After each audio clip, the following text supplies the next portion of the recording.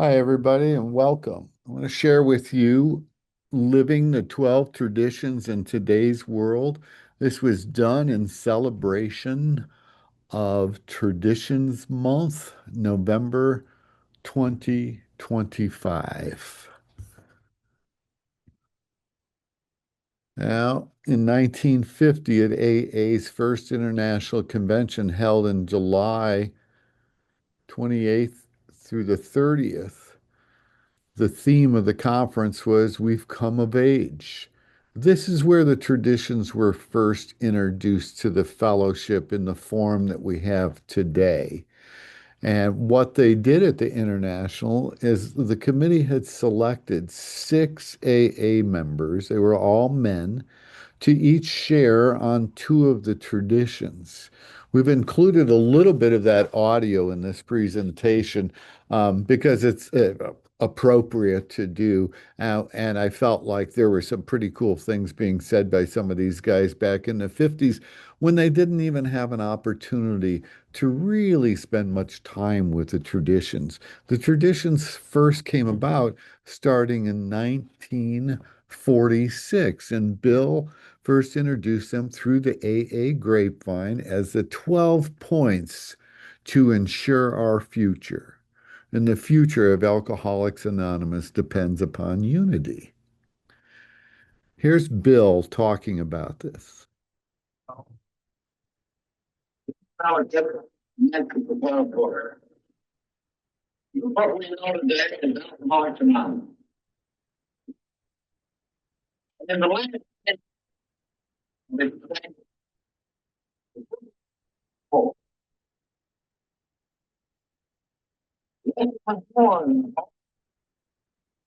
it told the dreams that we then in this fellowship had.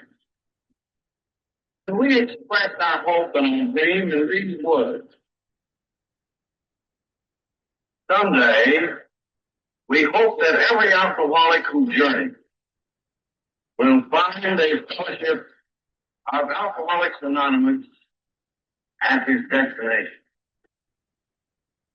Interesting. I don't know if Bill had any idea back when he said these words at the convention in 1950 that all these years later, people would be finding sobriety through Alcoholics Anonymous, and that number had grown from thousands to tens of thousands to hundreds of thousands, and today to millions. Tradition one, our common welfare comes first. Personal recovery depends upon AA unity. And in a lot of ways, what that unity is it gives us an opportunity to even the playing field. The traditions were written for the groups, to hold the groups together.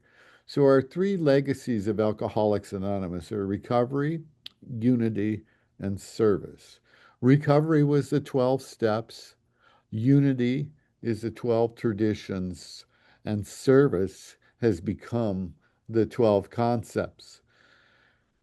The second legacy, the legacy of unity and equality, are the traditions and our common welfare.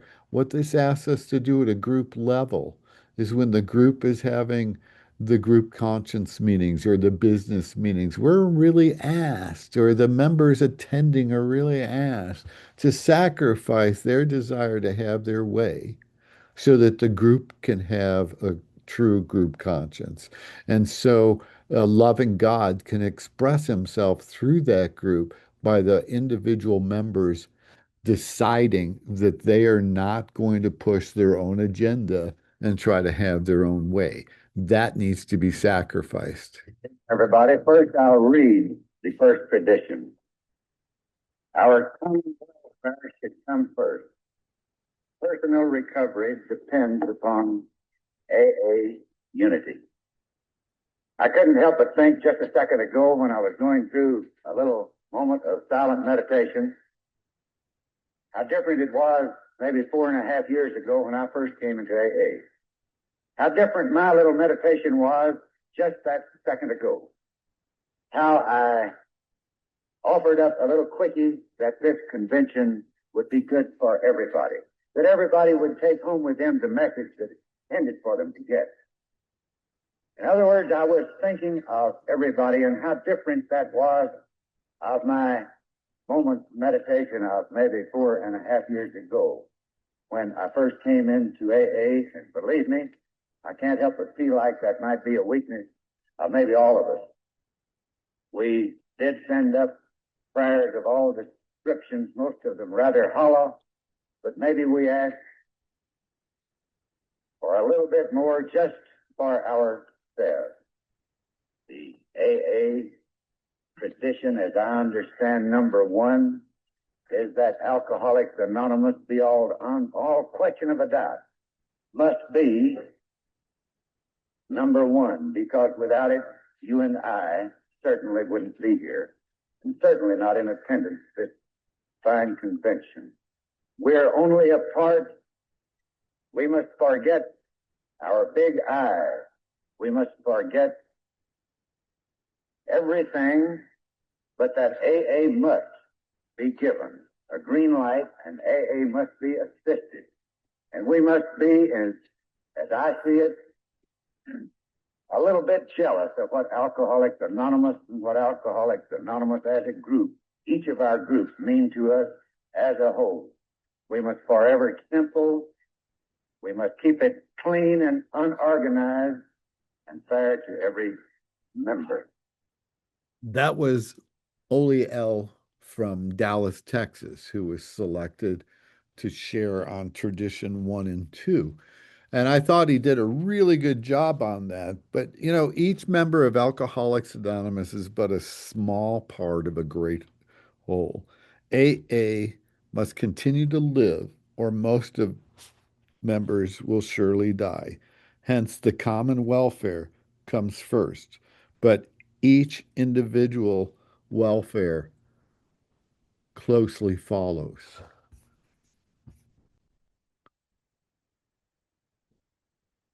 Without unity, there's no AA.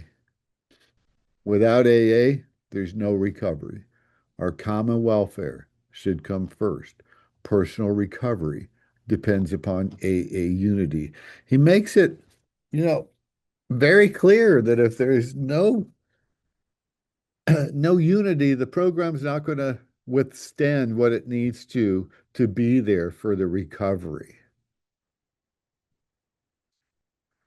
So the question really is, am I willing to set my ego aside for the group? This tradition reminds us that unity depends not just on our willingness to sacrifice personal preferences, but also on our willingness to see ourselves as no more and no less important than any other member. And remember, our leaders are but trusted servants. They do not govern. Tradition 1 is about humility, self-sacrifice, and unity. It asks us to check the egos at the door, but in doing so, it creates a level playing field. Inside AA, no one stands higher than another. There are no titles, no status, no ranks, only members. This little quilt kind of shows unity, equality, each member of Alcoholics Anonymous, a small part of a great whole. And here we are, Tradition 2. For our group purpose, there is but one ultimate authority, a loving God, as he may express himself through the group conscience. We seek direction through prayer and sharing. And each group uses different formats that are set up for that group. It often depends upon the size of the group. Do they have a steering committee? What are the meeting formats? But what Tradition 2 actually is asking the group to do is to allow a loving God to express himself through the group conscience. And that sometimes takes time. It takes time to make sure that each member that's there understands exactly what the issue is, or what they're voting on, or what they're trying to pass, or what's happening within the group. And each individual should have the opportunity to ask questions and to learn more before they're asked to make a decision. And by doing that and slowing the process down, I really think that was a big part of what Bill was doing when he's putting the traditions together, is he was slowing the process down. And by doing so, that would create an opportunity for more people to be informed. And throughout the traditions, we don't want to make the assumption, but we want to make sure the group is an informed group. So we don't want to assume that they know everything. There has to be times that somebody takes and explains things. And our leaders are but trusted servants. They don't govern. Tradition too is about leadership without power, humility without ego, and service without status.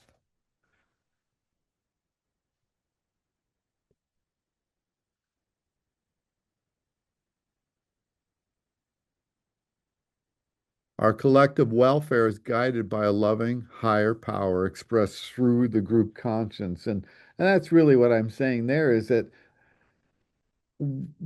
we need to give people an opportunity within these settings of the group meetings, of the group conscience meetings, and your business meetings, to make sure people are well informed. Sometimes newcomers may discover that their struggles align more closely with other fellowships. And those are the types of things that can be identified when we are taking our time.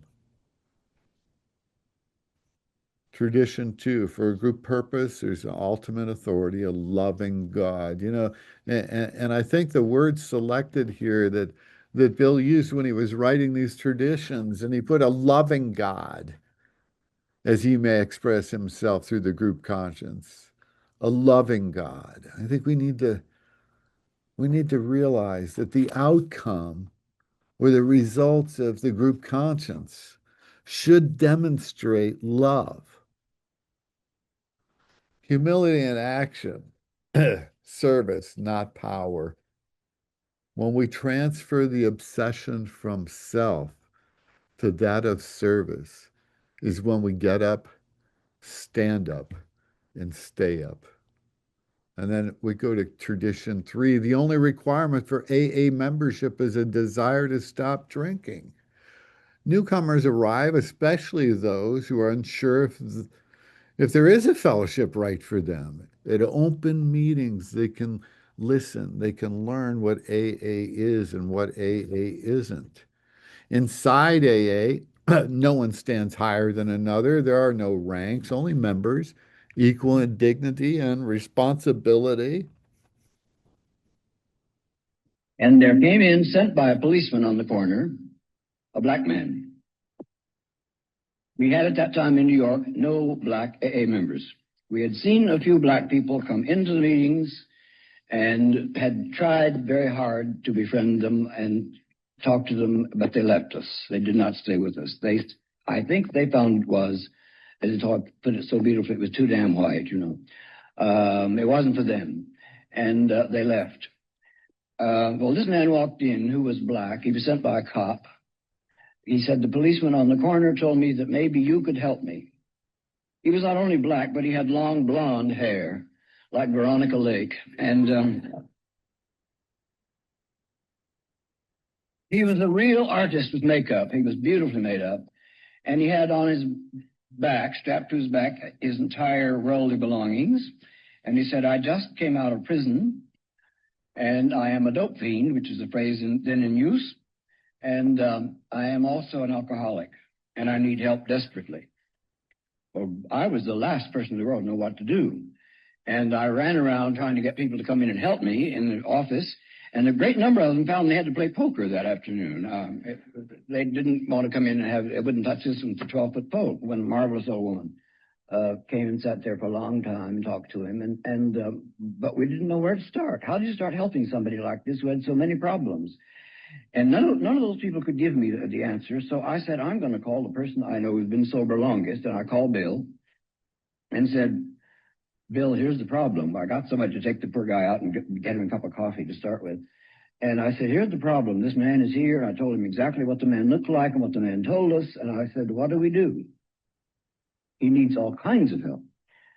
And Bill was quiet a minute. And then he said, well, now, did you say he is a drunk? I said, oh, yes, we can all tell that. That's right off the bat, we could tell that. And Bill said, I think that's the only question we dare ask.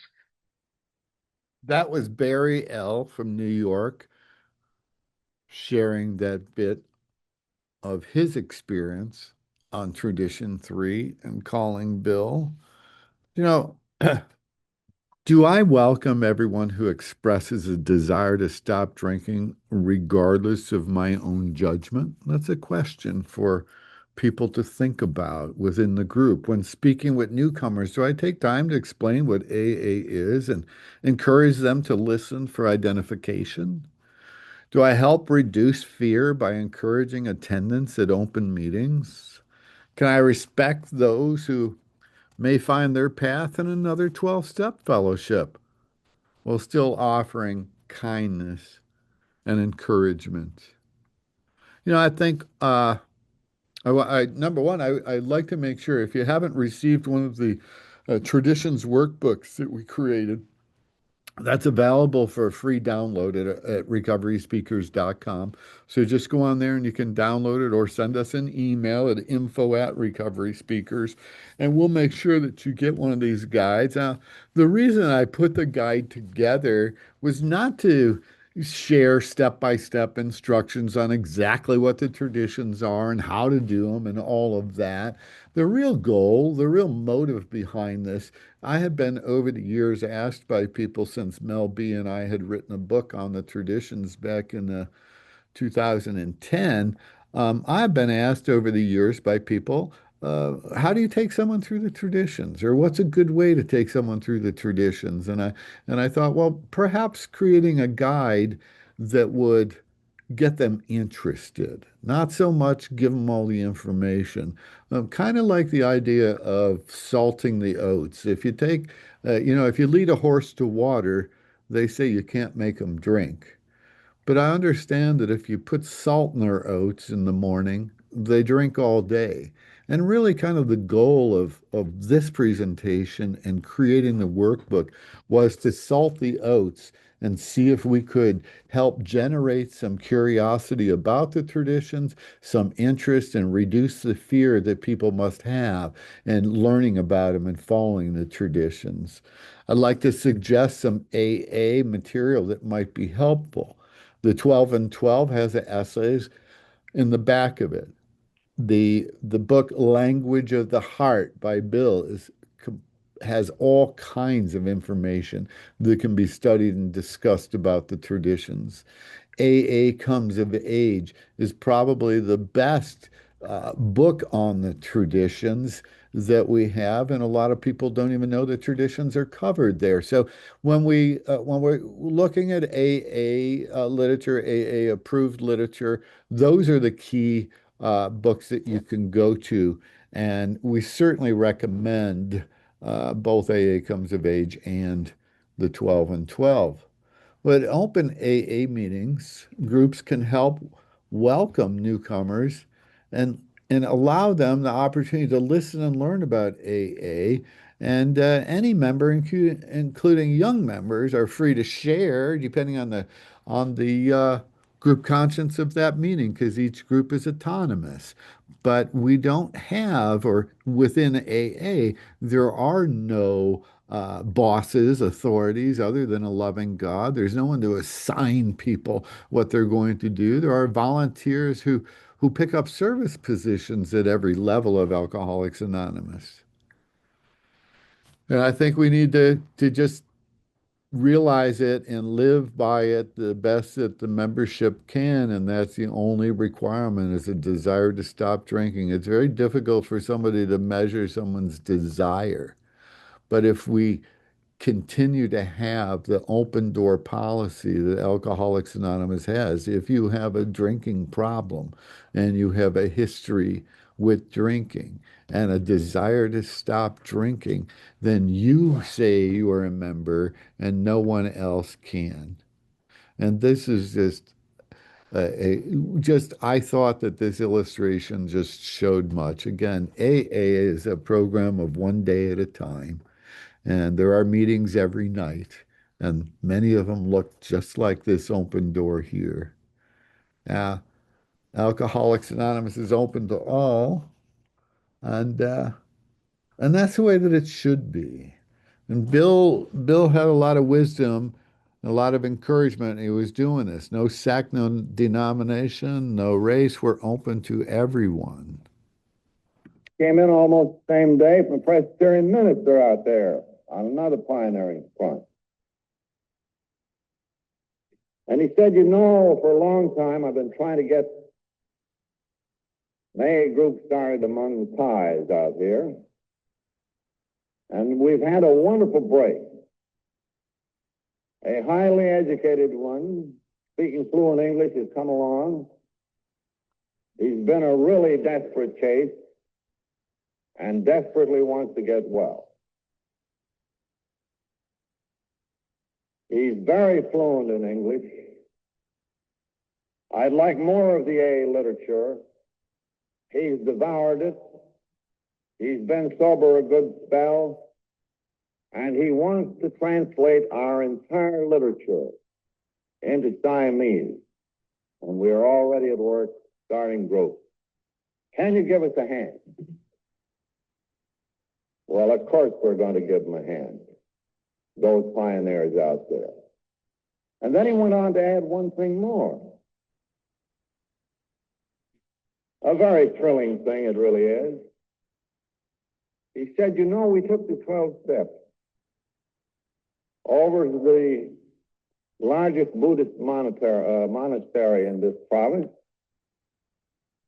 and we got hold of the padre at the head of it, and he looked over the 12 steps, and he said, why, these are fun. These are fun.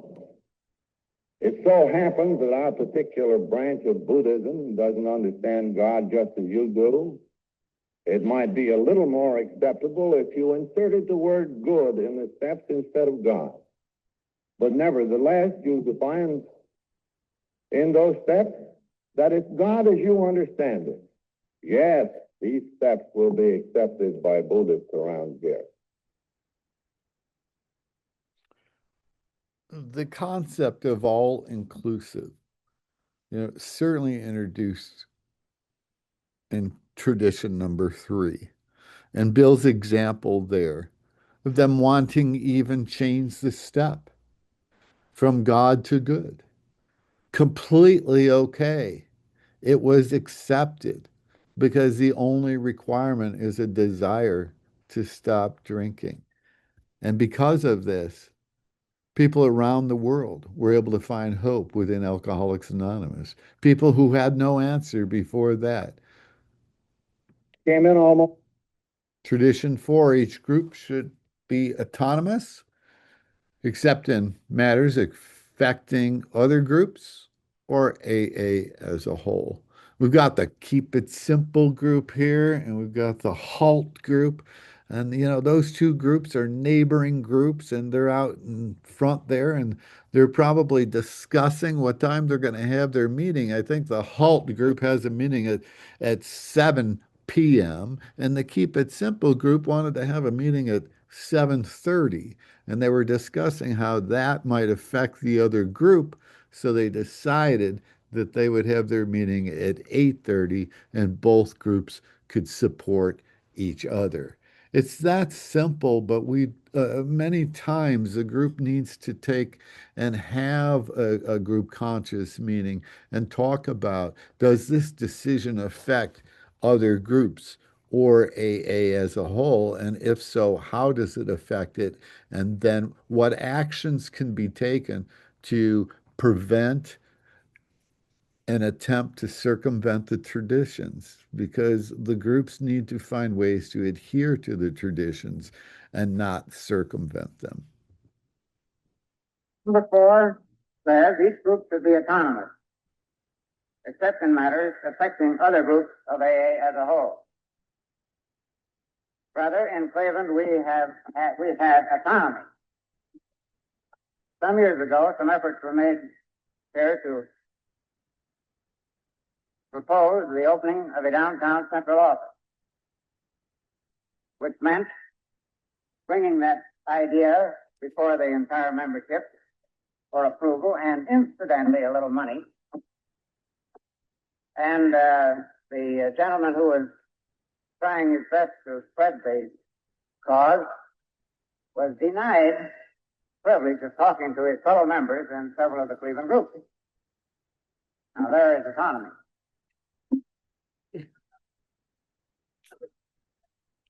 Printed material was prepared. Some of the groups would not allow it displayed or to be given to their followers. There's autonomy. But nevertheless, again, small measure of history was being born because the various autonomic groups could not prevent their members from interchanging. And the word got around anyhow. And the office was open, and it served 7 successful years. Performed a tremendously vital service here in Cleveland. You see, the activity was for all of Cleveland. A few members decided that it shouldn't be. But the will of the entire membership finally was felt and heard and resulted in a successful endeavor. Now, everything that has gone before, which has created everything we do, this meeting, and every other meeting, everything we do, is based on some precedent by now, 15 years worth. And perhaps we are ready to recognize that traditions have become habits. That was Dick S., one of the original members, sponsored by Dr. Bob, and he was very involved in the international there in Cleveland, and he was sharing on Tradition 4. And as he said, it's good that the traditions are becoming habit.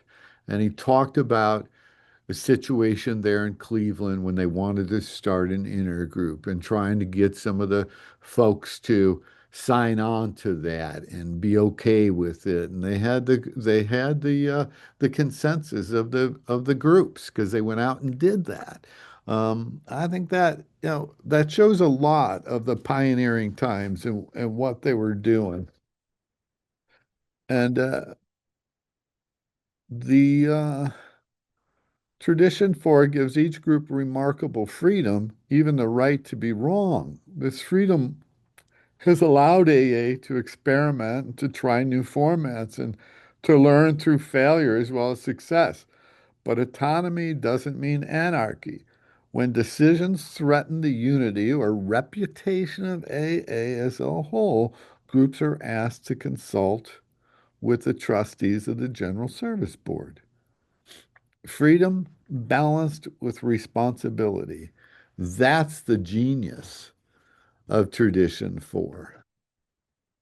Group autonomy, neighborhood meeting, our group, our rules. Each group gets to do that. The traditions are guidelines for the group.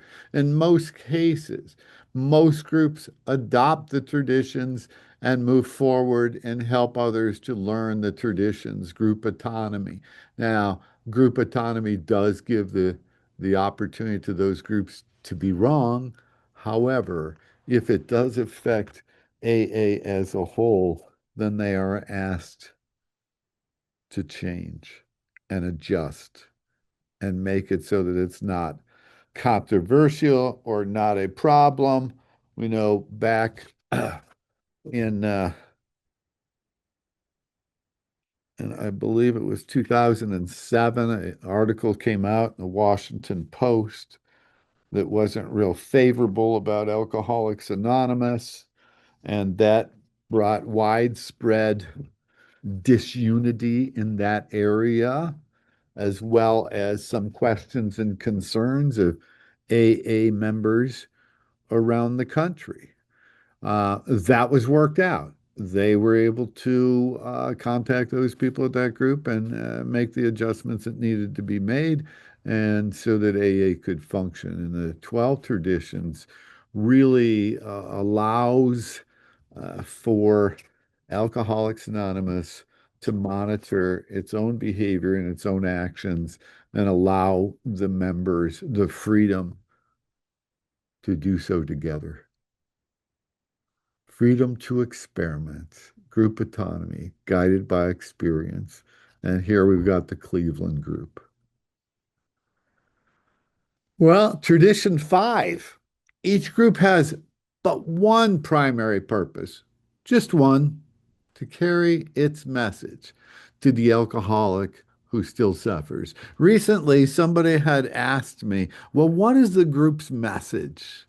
Well, I don't think that the group message changes. I think each group has one primary purpose, and that's to carry the message of the 12 steps and the program of Alcoholics Anonymous is contained in the book Alcoholics Anonymous to the alcoholic who still suffers. Now, how that message is carried varies tremendously among people, and that's okay. There are no outside interests controlling AA. We keep AA out of the money game. The primary purpose must come first. And each group has just that one purpose. Carry that message. And we've got a cup of coffee sitting on the table there because many, many people are welcomed into the program of Alcoholics Anonymous with a hug and a welcome smile, a handshake, and a cup of coffee. Yeah, I put here the newcomer is the lifeblood of AA, and I didn't say the newcomer is the most important person in AA. That statement, I don't believe, fits with our traditions. Our traditions equal the playing field, so the newcomer and the old timer are exactly alike. They're one drink away from a drunk, and if they have a desire to not drink and they say they're a member, they're in. But what do I mean by the lifeblood? What I really mean by that is newcomers give people the opportunity to have the sponsorship role and to work with others and to create the service opportunities within the group and to create the panels to go out into the community and talk about what recovery is and what AA is and what AA isn't. Now, just as the newcomer is the lifeblood of AA, I have to say that I believe the men and women that are longtime members that are often referred to as the old timers, I believe that they are the backbone of AA. I think their experience and their guidance and the solid wisdom from the lived experience that they can share with the newcomer is beautiful. And I really think without that newcomer, there'd be no purpose for the old timer. So we have to realize that it all works together, the new and the old, and each member is equally important. And it's not the ego, it's the love of the fellowship and the living of the principles. Each group has just that one primary purpose, and here we're showing the life raft. 3 alcoholics helping one who's been out there floundering. We do not affiliate. We cooperate. We've got the White House and the Alano Club. Tradition 6 says an AA group never endorses, finances, or lend the AA name to any related facility or outside enterprise. That way, AA can stay clean. AA does not have to have affiliation with any outside organization because they have one purpose and one purpose only, and that's to carry the message to the alcoholic who still suffers. Tradition 6 is cooperation without affiliation, and you can see here how he's changing the name from the AA hospital to the Hope Hospital. But it is, as Dick has said, tradition is something that, like everything else we've got in AA, it seems like we had to get it the hard way. We got it through trial and error. And the things that are suggested here today are things that are suggested for the greater good of all. And as a lawyer, I can assure you that the substance of our activity, the spiritual content of it, is in our 12 steps and in our carrying those 12 steps to other alcoholics. But in corporate activity, and I mean by that any form or ramification of business activity, anything that involves money, it does seem the better part of wisdom, not alone in the experience of Alcoholics Anonymous, but I can assure you from the standpoint of a lawyer, to let those enterprises stand on their own feet, detached, segregated, separated from AA. There are a lot of good things that can be done in the field of alcoholism, and with many of them, and perhaps most of them, I believe we are in hearty accord. But most of them we shouldn't touch. We may cooperate. We may be pained by our cooperation. But it'd be much better if we didn't try to manage, in my humble opinion. Let us be devoted to the real purpose of Alcoholics Anonymous, the real purpose of our home group, and my real purpose and yours in life. There has been entrusted to us a tremendous, a powerful message for human good. And let us be singly, unitedly devoted to carrying that message. That was Gene from Toledo speaking at AA's First International in Cleveland back in 1950. You know, Tradition 6 warns us against selling our soul. AA exists to carry the message, not to build empires, endorse causes, or profit from recovery.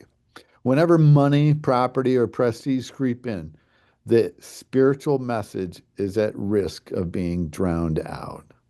This tradition protects AA from becoming entangled with outside enterprises. No matter how good they seem, our independence is our lifeline. We keep AA free from outside influence so the message stays pure. That was the purpose that Bill W. gave for writing the big book. He said, we do not want the message to be garbled. He said he took and expanded upon those steps and put together the book in such a way that there would not be wiggle room for the alcoholic. Yeah, and again, AA group should never endorse, finance, or lend the name of AA to any facility. Independence is our lifeline. Cooperation without affiliation. And we get into tradition 7, and that's, how do we take care of our groups? How do we have the doors open? How do the lights go on? How do we function as a group? And how do we function as a worldwide society? How is AA being supported? AAWS in New York. We know the idea of the seventh tradition and passing the basket in a meeting or passing the QR code around now. And that's very important. The group should have a digital way of allowing people to make their seventh tradition contribution. In our culture today, not a lot of people carry money with them, but they all carry their phone, and most people have some sort of cash app that they can use to contribute. So the groups need to find ways to make it easy for people to contribute to their group. And one of those ways is to have a QR code with a digital option for putting money in the basket. Tradition 7, freedom through self-support. That's the thing about the design of Alcoholics Anonymous and the traditions and what Bill did. He essentially wrote a government for alcoholics that would be governed by themselves. When you look at just the traditions and what he was able to accomplish by creating the second legacy to assure that AA could have unity and AA could be protected from the individual members because of the collective group conscience. And every AA group has to be fully self-supporting. And if it's not, then it should fold. Some groups need to just not exist. If they can't afford to pay their rent, they can't afford to be self-supporting, and they consider going out and getting money somewhere to fund their group or going somewhere for free rent, that does not help Alcoholics Anonymous. What happens when that happens is the AA group gets tied to those outside agencies or organizations, and AA must never lend its name, money, or influence to outside causes. The strength of AA is in the spiritual principles, not prestige, not power. Tradition 7, every AA group ought to be fully self-supporting, declining outside contributions, and you can see how it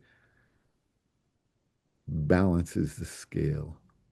There's no need for outside money. Every group can be fully self-supporting through its own contributions. And tradition 7, self-support, really is a demonstration of gratitude in action. And November being a traditions month, and it's also the end of the year. This is the time where the group should look and say, have we given AAWS? Have we given our area? Have we distributed the funds properly and in a way that our group wants to, so that we can support these other activities that are so important to the actual continuation of Alcoholics Anonymous and helping to build back prudent reserve at AA in case there's a rainy day in the future where that money is needed. And tradition 8, again, all of these traditions work so lovely together, because tradition 8, remaining forever non-professional. We have special skill. We were saved from a deadly malady. We carry the message because it is our privilege to help others, not because we expect something for it. The whole philosophy of Alcoholics Anonymous seems to be based on giving of oneself to the service of others without expectation of any reward or any payment. Here, this group's trying to decide, should we hire a secretary? Early members had to have those decisions, and Bill W. even talked about a guy in New York, Tom, and he was a janitor at the clubhouse, and they wanted Tom to live there so he could make sure the doors were always open and the place was clean. And they didn't want to pay Tom for all of the time; they just wanted to pay him to clean. And then Bill realized, if you had to hire somebody to bring them in to do the same services that we're asking Tom, we'd have to pay them. And again, I think the tradition just clearly states, if this is a service that's being provided that would have to be paid for, to have somebody who is a non-alcoholic do it, then the alcoholic can be paid to do it. That was the determination in step 8, not to professionalize anything, but AA needed service managers to run certain offices and secretaries and things like that did cost a little bit of money. And tradition 8, absolutely AA needs to stay non-professional, but it may employ special workers. And here is Which Anonymous should remain forever non-professional, but our service centers may employ special workers. This has been given a lot of room for thought, discussions, and in some cases, arguments. Like a great many other things, we have been able to iron out the wrinkles, and along with being more or less schooled and the development of understanding, we arrived at certain things whereby today I don't believe we have too much trouble. Time to time, and we're never going to please them all. We do hear a few grunts and groans and gripes about the man or the woman who has a job in AA. If we will all but remember this, that there is a job to be filled, a job that will take time and effort, and a job that you would have to pay someone for. If, and this is another consensus of opinion over a period of years, The alcoholic or the member of AA who is qualified, we feel is justified to take that job, and we feel justified in paying them. It's a whole lot different than some things that might turn up from time to time. In my early days in AA, as a young secretary, being exposed to something a little bit new and different every once in a while, I had the novel experience, you might call it, of being offered $2,000 for saving a member of a family. Two uncles and a brother pleaded with me, take this money and take over this boy so that we could straighten him out. Now, you know, there was just a little element of temptation there. But I had to say no. It's a good thing for me that I did. It's a good thing for anybody who might be exposed to temptations at that time to just take time out to think. A thought won't take more than a few seconds. And if you understand as I did at that time, your answer too would be no. And that was Dick S. from Cleveland sharing some of his early experience. And I know of another story where a 16-year-old young man was struggling with alcohol, and the family called an AA member, and this young man apparently had already had therapy and treatment and continued to relapse. The family were very impressed with the individual they were talking to and asked if that individual would allow this 16-year-old to move in with him for 6 months, and the family would pay $30,000 a month. Now, thankfully, the individual understood the traditions and understood that there was no way to be paid for 12-step work, that was just not part of Alcoholics Anonymous. So he was able to turn that down, but offer other assistance to the family that seemed to make more sense for everybody involved.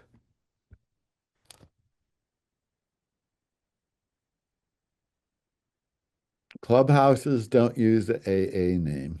Alano clubs, auxiliary clubs, all different names, but not the name Alcoholics Anonymous. Now, within the clubhouses, because clubhouses usually have a board of directors, and these are people who volunteer to help, and they have bylaws, and they have standards, and they have guidelines, and sometimes these have absolutely nothing to do with the Alcoholics Anonymous traditions.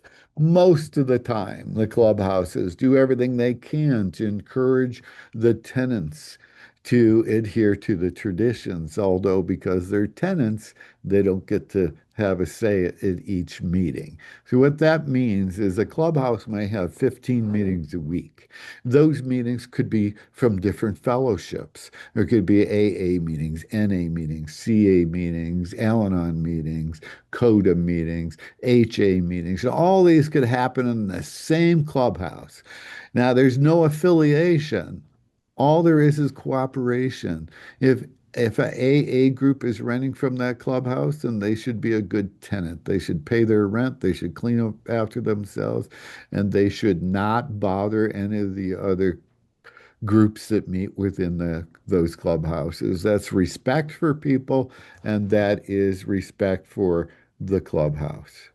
In Tradition 9, the heart of service is at the group level. We serve so the message can be heard. Again, emphasizing messages from Bill W., that this message shouldn't be garbled, that it should be shared, that each group has one primary purpose, to share the message of the 12 steps with a suffering alcoholic. And service is love in action. And AA talks a lot about that. Dr. Bob in his last talk said that if you simmered Alcoholics Anonymous down to two things, those two things would be love and service. And we certainly know that that service is love in action. The message stays pure. You can see that the scale is almost even there with money, property, and prestige, but then you got our primary purpose. And we keep AA free from outside influence so the message can be the message it should be. Tradition 9, organize to serve, not govern. AA as such ought never be organized, although we can create service boards or committees directly responsible to those they serve.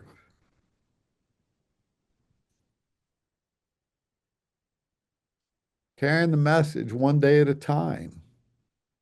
This is another topic here, but roundups, conferences, most of which AA members attend are set up similar to clubhouses where there is a committee, many times a corporation that will have a conference or a roundup.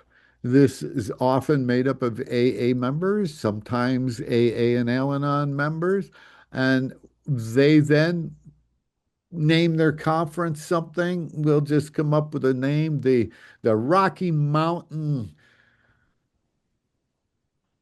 Retreat. The Rocky Mountain Retreat. Okay. Now, the Rocky Mountain Retreat is a retreat for people in recovery. And it charges a fee for people to come. And they stay for a weekend and they get literature. And some of the material that they learn is not AA conference approved.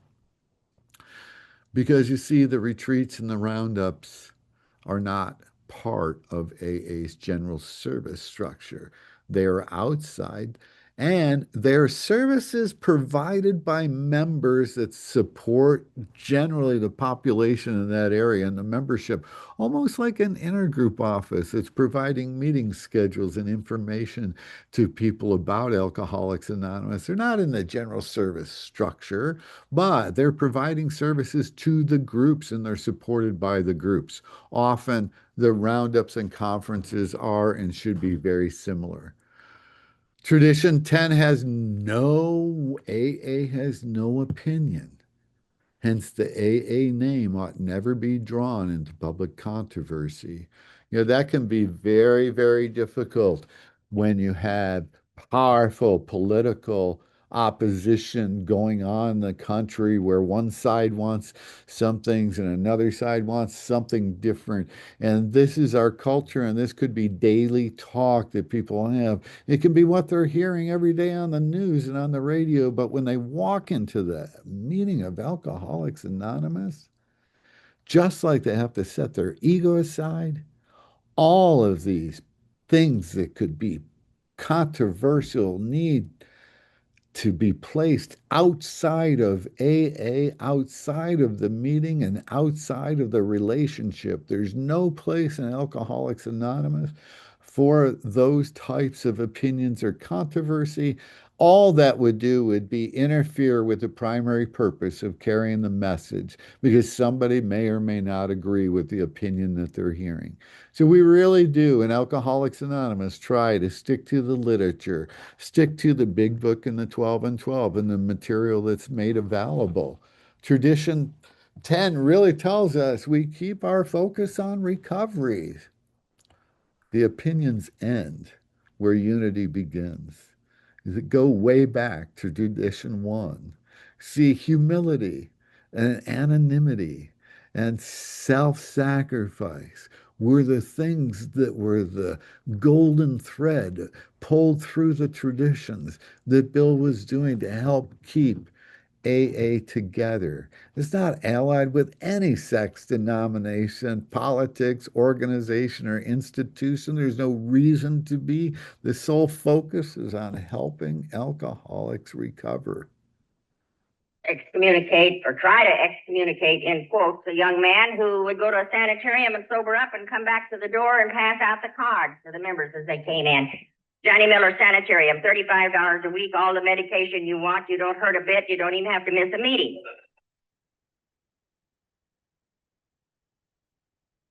And we knew, now without any traditions, we knew that we were scared witless. We knew that our program was going to go down the drain with this guy promoting that sanitarium. Everybody get drunk during the week and come back on Friday. And he said, look at me, I look pretty good. Well, we put up with that. He had 2 slips. And when he came back and looking pretty good again and started the card routine, we went up to him and we said, listen, Lee, now you had 2 slips and we put up with that. But now we just want to tell you right now, 3 slips and you're out. His name. Yeah, it's really funny to think before the traditions, that was Sybil in Los Angeles talking about an event that had happened there. And one of the gentlemen was getting help, but then he was coming into the meeting and was trying to promote the facility that was helping him by passing out their cards. And then he was a chronic relapser. And finally they had to say, hey, you can't keep doing this or you're not going to be able to come here. And I think that, because of those early disciplines and early suggestions that were being made, that when the traditions were being written, Bill was able to take all this into consideration and help the group sort out how best to handle some of the things that they were facing. In Tradition 10, just as we don't allow the outside influences into Alcoholics Anonymous. We don't want the Alcoholics Anonymous opinions to be done with outside issues. Our silence protects our unity. AA does not have to run around at the mountaintops shouting what we have. What we want to do is provide a clean, clear, concise message to those who suffer from alcoholism. And Tradition 10 is our light among the storm. AA is without issue, without opinion, and without controversy. Service is the heartbeat of unity. We organize to serve, never to govern. We serve so the message can live. Earlier in this presentation, I read a plaque on a wall, and it said, when we transfer the obsession from self to that of service to others, is when we get up, stand up, and stay up, and that seems to be echoed by so many members of Alcoholics Anonymous. And knowing that our 12-step work is never paid for. Tradition 11, our public relations policy is based on attraction rather than promotion. Anonymity at the level of press, radio, and film. Attraction rather than promotion. Oftentimes that attraction comes from within Alcoholics Anonymous. Sometimes it's the group. And the groups, perhaps that particular group announces at the beginning of the meeting. Tonight after the meeting, we're going to go have ice cream, and we're going to be down here, and everybody is welcome. And they open it up. And, a newcomer can look at that and say, wow, I feel so welcome. I get to go have ice cream and hang out with these people more in a social setting. And those are often things that become very attractive to people, is the opportunity to have some social fellowship, to have an opportunity to be around other people that are also doing the same thing as them, in and out of the meetings. And I think that the public relations policy of attraction, clearly that is at the level of press, radio, and film.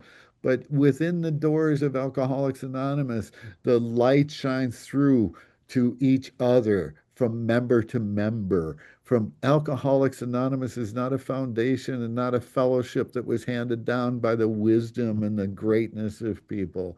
What it was is it was a program that was lifted up by the broken people, by people who had something in common and they had to do something about their problem. And us how we may best relate ourselves to each other and to the world in which we live. They indicate how we can best function in harmony as a great whole and for the sake of the welfare of the entire society of Alcoholics Anonymous.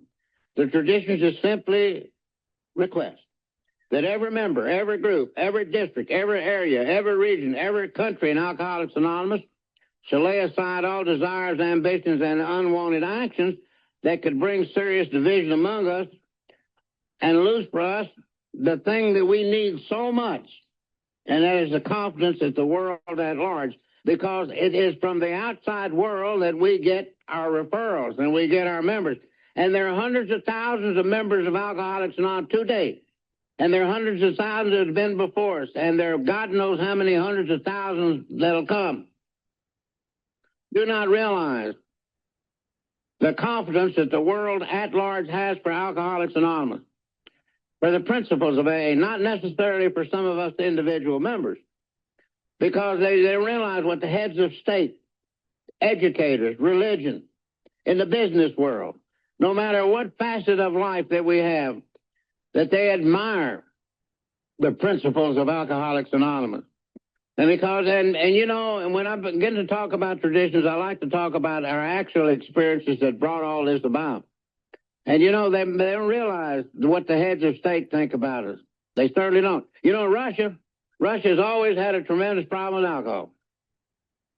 And when Gorbachev became premier, a very liberal-minded human being, and he realized the seriousness of the problem of alcohol in Russia.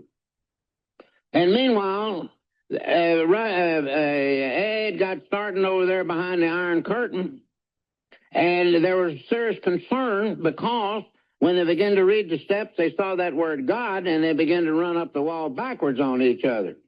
And so they didn't know what this deal was, whether it's subversive against communism or what. Well, Russia's always had diplomatic relations with the Baltic countries, and it's real simple. Because in order to get to the North Sea, they have to go through the waters of those countries, in other words, get their ships and their submarines out. So they've always had diplomatic relations with the Baltic countries, and they found out that they're going to have an AA convention there, a national convention in Finland, in Helsinki.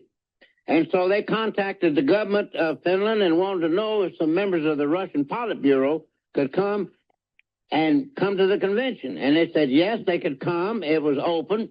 However, they could not participate because they were not members of Alcoholics Anonymous. So they went.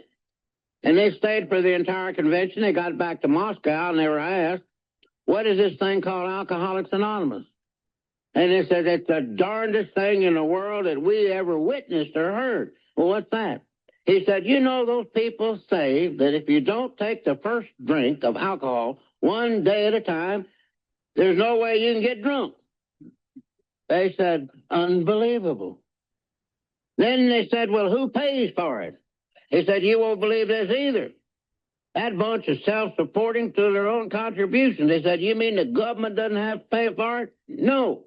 They don't have fundraising drives and out and stuff. No. Then they said, can it work here in Russia? They said, we believe very well. So how would it work? He said, well, it's simple. Do you want to be a sober communist? Do you want to be a drunk communist? That was David A. from Dallas, Texas. David was a former trustee of the General Service Board. And I like to share that because I knew a group that was going over to Russia to carry the message. And I know that AA has flourished there and has continued.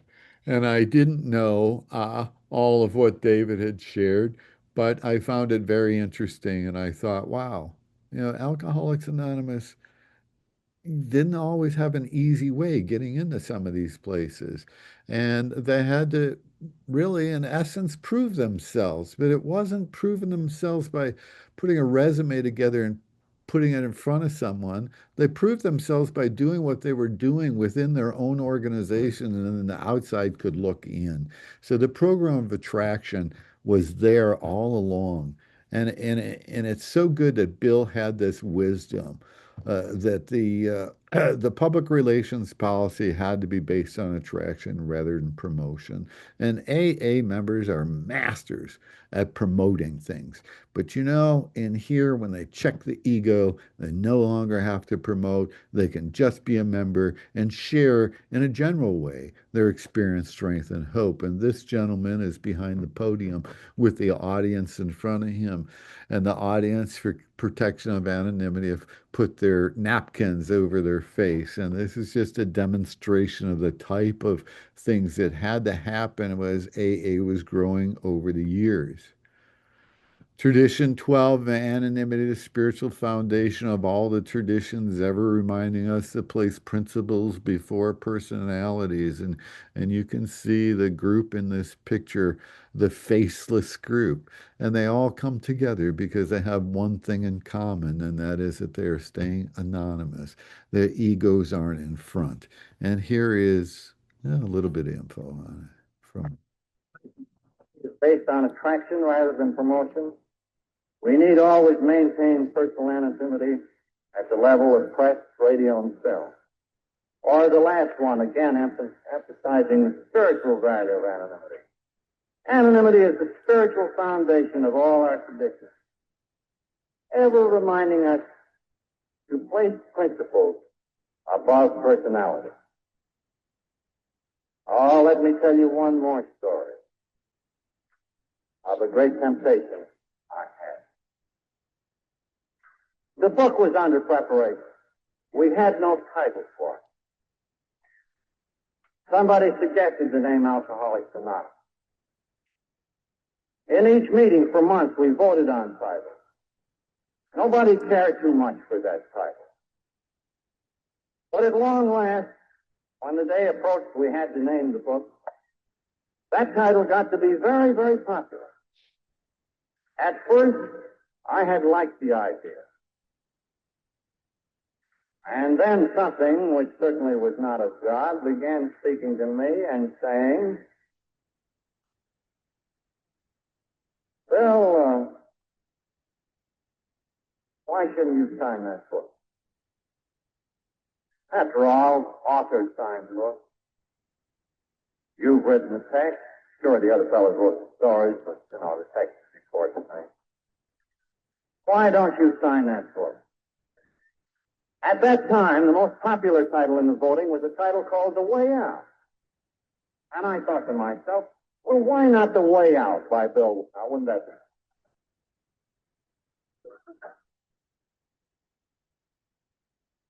Then I had even another thought. Forgetting dear old Smithy, the rock on whom this movement is founded, I said to myself, why shouldn't this be called the Wilson Movement?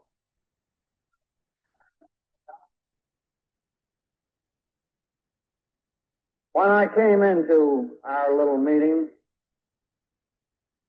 where we were talking about these titles and tactfully insinuated these ideas of signing the book and the Wilson Movement, I got that very stony stare.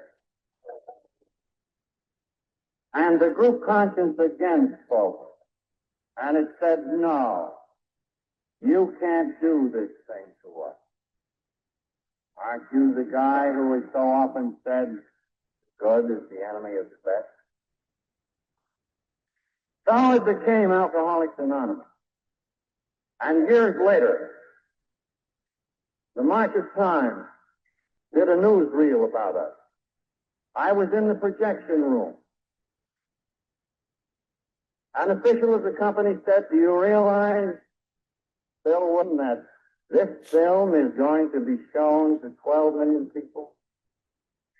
That 12 million people who knew little or nothing of Alcoholics Anonymous were now to find out? And then that film unrolled. And as it rolled on, the book Alcoholics Anonymous was held up to view 2 or 3 times. And I looked at it, and I must confess that I cried like a baby, thinking how much wiser my fellows had been than me. Asking myself, had this been called a way out by Bill, would the market time been showing this society to 12 million people? Of course not. Thank God it's Alcoholics Anonymous. Thank God for the conscience of this movement which corrected me. Thank God it's Alcoholics Anonymous, period. I find it really interesting throughout Bill W.'s life when he had an opportunity to talk about the traditions or talk about some of the challenges that AA was facing through the years, he often used himself. And he would talk about something that he did or he wanted to do. The example that comes to my mind in Tradition 8, where Bill was offered a position at Towns Hospital by Charlie Towns, and Bill talks about taking the subway home. And on the subway ride, he's thinking about this job offer that he had just received, and he was broke, and they were about to be foreclosed on in their home. And on the way back, and there was a meeting that night at his house, he said, but as he's riding the subway, he thinks this was biblical, and it came to him that a laborer is worthy of his hire. And Bill justified that he could take that job and that would be okay. And he came home and he was excited and he told Lois, and Lois wasn't nearly as excited about him. I don't think Bill really understood why as he tells his story. But later that evening, when the group came and they met in his home, he talked about this opportunity. And as he was talking about it, I'm sure he started out very excited. And by the time he was done, he could see the faces of the people there were not nearly as excited as him. And basically, the message they gave him was, Bill, you can't do this to us. And Bill said that it was the conscience of the group that helped him to understand that you couldn't make AA professional and he couldn't take AA in and tie it to a hospital. But he gave the credit to the group conscience. Now, the year that he was talking about was, I believe, 1937. And I don't know how many people were sitting in his living room sober in 1937. But I think the story that Bill wanted to share with people was that you have to sacrifice your desire to have the book named after you, to call it the Bill W. or the Bill Wilson program, or the Bill Wilson way out. And the group said to him, and Bill loved to say this over and over through his life, that the good is often the enemy of the best. So I think that what he did there and what he had to say there was just so important to the future of Alcoholics Anonymous, that Bill sacrificed his ego, that he stepped out of the way, that he gave the group conscience the credit, that he did not take the credit for even the wisdom that's contained within the traditions. Anonymity is a spiritual foundation of all of AA's 12 traditions, principles before personality, the three legacies, recovery, unity, and service. Bill knew that. The people who developed the the program, the early pioneers that hammered these things out with Bill and Dr. Bob and the trustees at the foundation really did demonstrate love and service. And that was demonstrated by sacrificing their personal desire and by having some level of humility. And I think Bill did that throughout his life, declining different awards like the Lasker Award and the honorary degrees at Yale. Bill saw that he could accept things for the fellowship, but not for himself, that would be dangerous. So in 1950, we've come of age. Alcoholics Anonymous International Convention. The spirit of AA lives in the 12 traditions. I'd like to thank you for taking a few minutes and watching this. I hope this information is positive and helpful, informative, and I hope you like it. Please visit Recovery Speakers for more programming like this. Please, if you're able, Recovery Speakers is a 501c3 nonprofit. You can go to recoveryspeakers.com/donate and make a donation today. Thank you very much.